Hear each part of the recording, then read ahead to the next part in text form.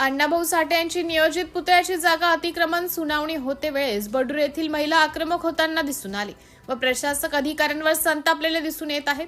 बिलोली तालुक्यातील मौजे बडूर या गावातील साहित्यरत्न अण्णाभाऊ साठे यांच्या पुतळ्याच्या जागेचं अतिक्रमण या विषयावर बिलोली तहसीलदार यांच्या दालनामध्ये सुनावणी होती।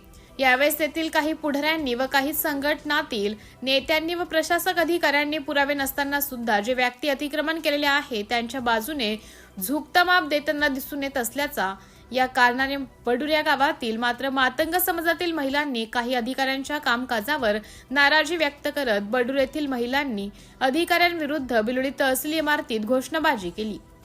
सिटी इंडिया न्यूज साठी प्रतिनिधी जयप्रकाश गोंशेटवाड, बिलोली।